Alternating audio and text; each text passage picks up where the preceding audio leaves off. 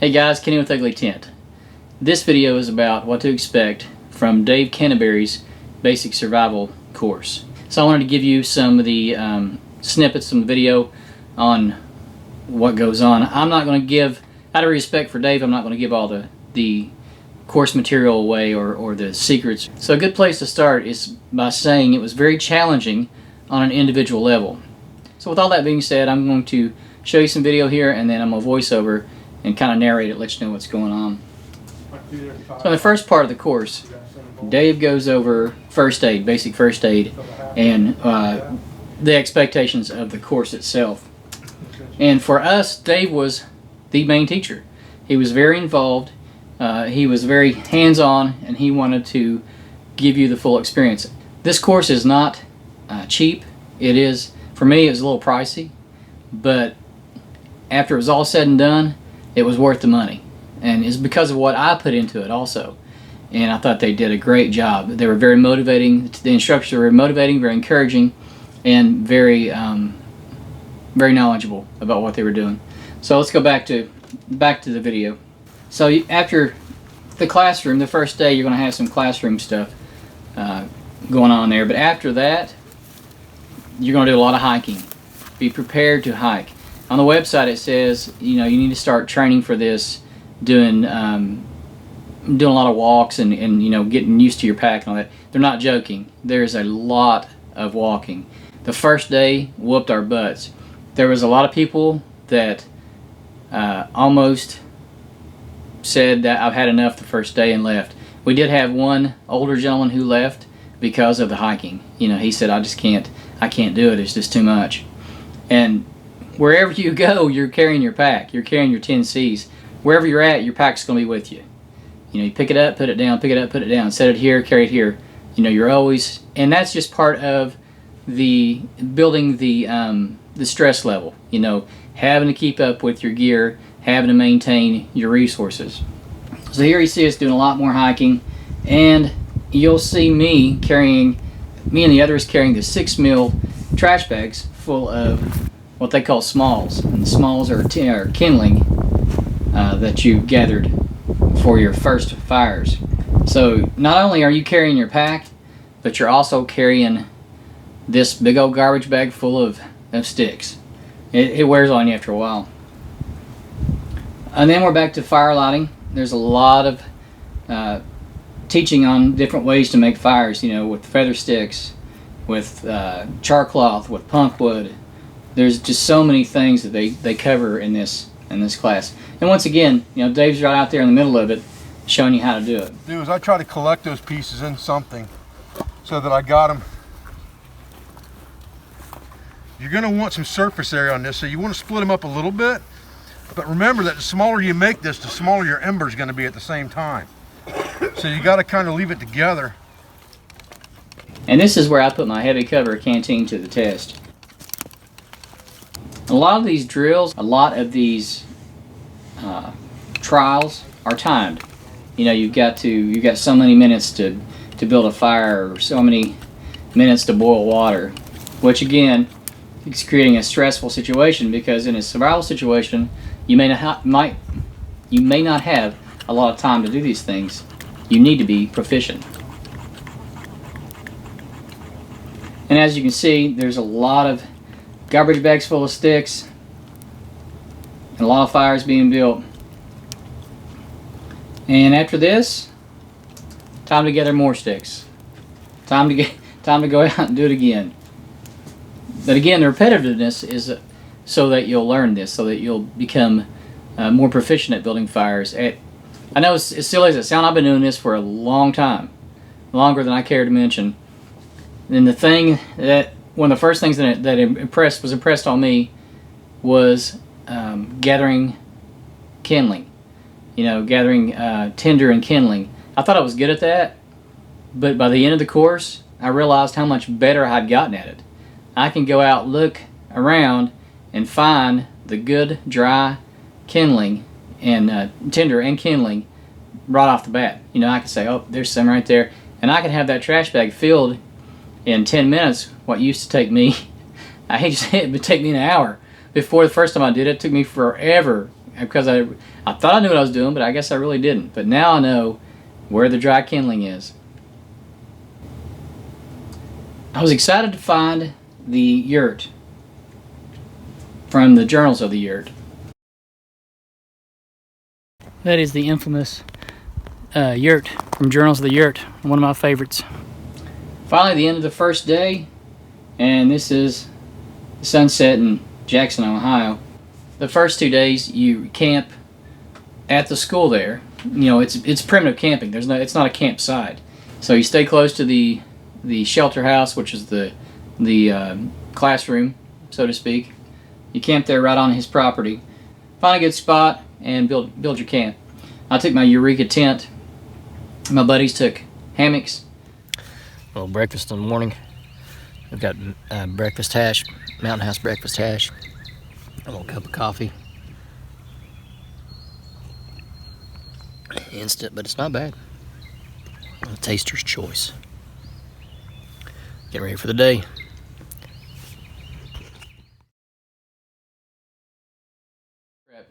As far as food prep goes, I recommend taking a mixture of food. Like, I wasn't going to rely solely on Mountain House because I knew I wasn't going to be able to heat the water when I needed it. So I took pouches of the singles of tuna fish and little snacks, power bars, trail mix, stuff like that, beef jerky, to keep you going throughout the day when you only had, sometimes you only had maybe 20 minutes for lunch.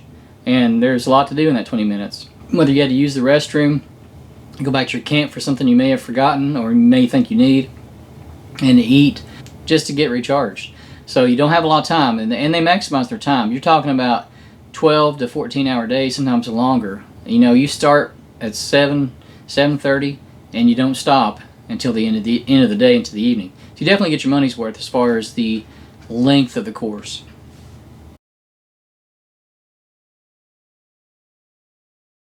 So here we are making cordage out of bark, inner bark.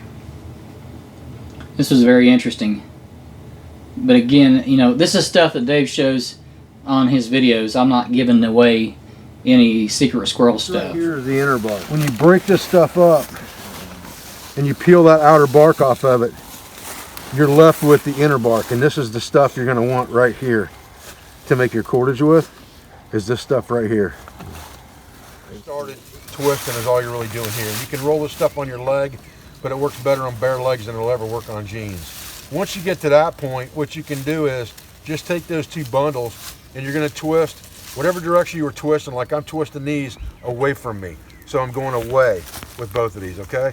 And you're going to take your top bundle and you're going to go away, and you're going to twist your bottom bundle over the top of that.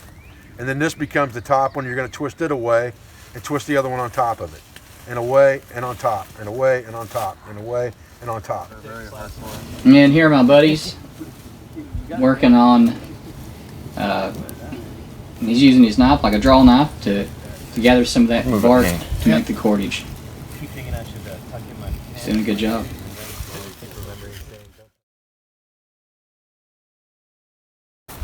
More hiking and more smalls, as you can see. Yep, another trash bag full of smalls.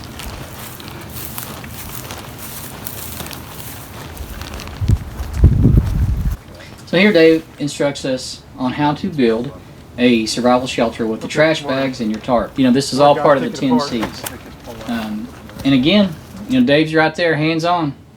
And you can see my instructor there in the background is Larry Roberts from Alone, and Dan from Coalcracker Bushcraft.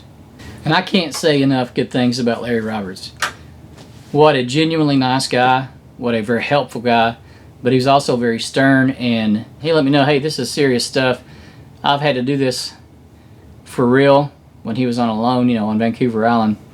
So he wasn't messing around. There was points where he wasn't messing around. Like, you need to learn this, you need to know this. So it's lunchtime here at the Pathfinder School in Ohio, and I'm having a Mountain House. Or finishing off the Mountain House, only half of it this morning. The wind is really picking up. But I have got my trusty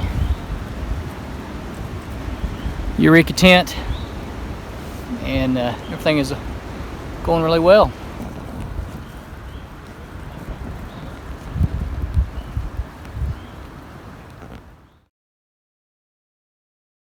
Right back at it with building fires.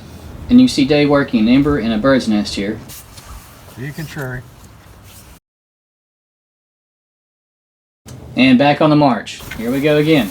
And you notice we don't have trash bags full of smalls. That's because we got to go out and gather more. Water boils at 212 degrees. This part of the course, Dave is talking about gathering water. Water becomes disinfected or the waterborne pathogens die is because you have, in essence, pasteurized the water. Just like they do with milk. When milk comes right out of the cow, they pasteurize that milk so that anything that's in there that might make you sick is dead. And what they do is they bring it up to about 165 degrees, and there's a contact time that they hold that temperature, and that kills everything. Let it cool down, drink it. Above 5,000 feet, the water boils at a lower temperature. So it boils faster and doesn't have the amount of time, contact time, to get to 212 degrees. So you boil it longer. So they tell you to boil it for 2 to 5 minutes somewhere in that neighborhood above 5,000 feet. I'd say 2.5 minutes, 2 minutes is probably plenty, okay, honestly.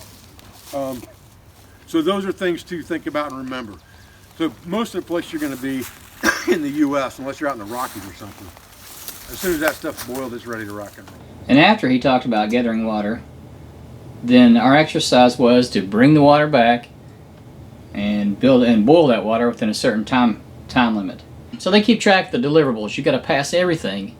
You got to get 80%, I believe it was, on all this throughout the course to graduate. And of course, you've got a written final and a hands-on final at the end.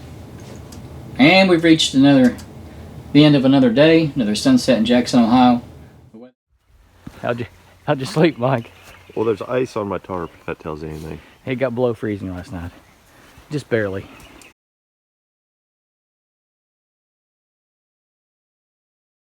You can go to your vehicle as needed, but only on brakes. But again, to get to your vehicle, 400 yards up the hill to where you parked and where the porta potties are to get to your vehicle. So it's not like you have access to your vehicle throughout the day. You don't have time. I try to start off the day with a warm or hot breakfast and a cup of coffee, get me going. Then right into it. We jumped right into it, and Dave's teaching navigation on this day. Another method that you can do is called the shadowless stick method. And this is where we start our learning our pace count and also doing map and compass. And when I say you learn map and compass, it's a very, you learn a lot. I've done a map and compass in the military, so I was familiar with it, but I wasn't proficient at it. After this course, I can honestly say I'm proficient at map and compass. Not an expert, but I am proficient. Here we are taking a little break. Well deserved. And even on breaks, you're going to find yourself That's a true warrior. preparing for the next challenge and getting You your got stuff downtime ready. and you're sharpening your knife. I'm sharpening it. Had fat wood all over it, so I don't think I was getting a good spark. Slow-mo for... We're resting now in between nav courses. It's been what? It's 5 o'clock. What time do we start the nav course? I have no idea. 7 this morning. It's got to be dark. Oh. All right. There's the powwow down there. I went way back. That's the instructors down there plotting our doom. We do very much warm off, and I'm gonna have blisters on my feet tonight. Oh, yeah, we got Sean. That's why I'm worried about my feet. That's right. The barbarian. Of course, the break was short-lived, so we're right back at it.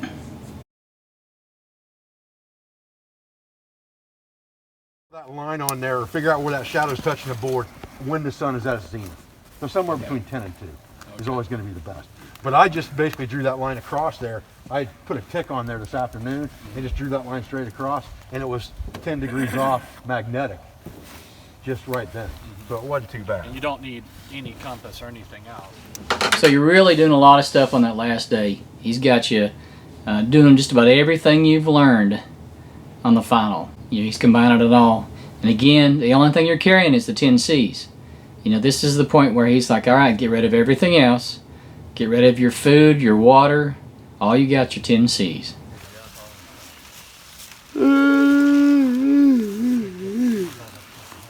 We still got together firewood and everything. It's gonna be a long night.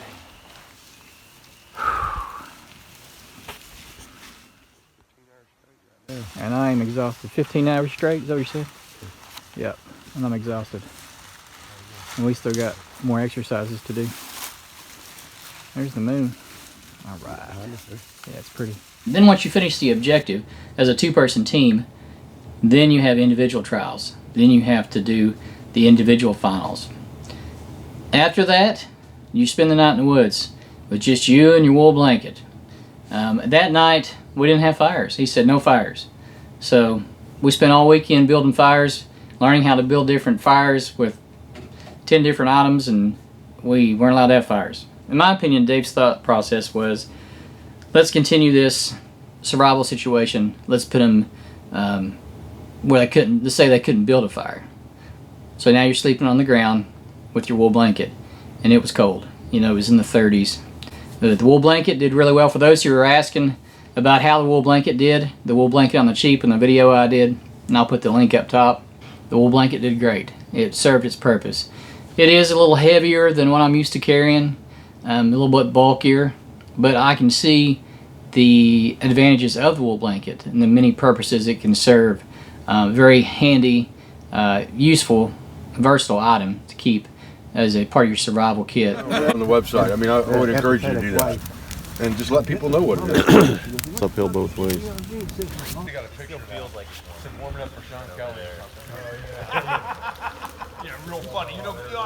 And that next morning, the tension was gone. You had passed the course, you had graduated, so to speak. You had the final to go, but everyone knew, we had the written final to go, but everyone knew that the hard part was over. I'm telling you, that was so fun at that Georgia class. We read him about that. And that is, where's he at? Dave somewhere. No, Dave.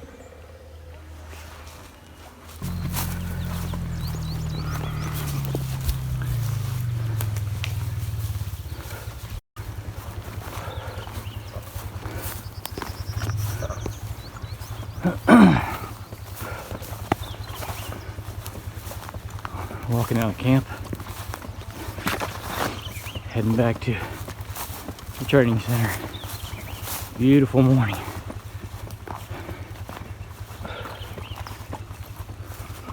So in closing, let's sum this up real quick. It is a bit expensive, but it is worth every penny if you apply yourself, if you give it 110%. Physically, it's very demanding. I'm not going to lie to you, you know, it is challenging. But again, as much as you want to push yourself.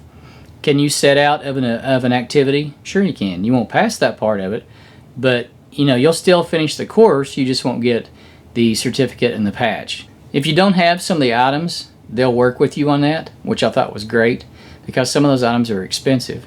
Now you can't cut corners on like the wool blanket. I do not recommend getting a cheap wool blanket, because if it was cold like what we had, now if it's in the middle of summer it might be different, but if it was cold weather or cool weather, you're going to need that wool blanket, so don't skimp on the wool blanket. All in all, I'm really glad I did it. I wouldn't change anything. It was a long 4 days, but I was really glad I did it. Had a great time, learned a lot, and I recommend it to anyone. You know, there's a lot of courses out there. They said this is one of the hardest private survival courses in the country, in the United States. I don't doubt that as far as an entry-level course, a basic course. I'd say it probably is. I learned a lot. I had to rethink a lot of the stuff that I've done previously and the way I did things. But it was a great time, great course, great instructors. So hopefully this video was helpful to you. If you're looking for a basic survival course and you're on the eastern side of the United States, I'd say give it a shot. You won't be disappointed. If you're willing to travel, you know, if you're out west or Midwest and you want to travel to, go for it. You know, if you've got the money and the time, I recommend it. I don't think you'll go wrong with it. You won't be disappointed. I'd like to say a special thanks to all my affiliates and sponsors for helping me through this journey, especially VanQuest for supplying this new backpack for me to try out and test. It did great. I'll put a link in the descriptions to all these sponsors and affiliates that have helped me, so you can check them out. So thanks for watching another episode of Ugly Tent, and I hope to see you on the next video.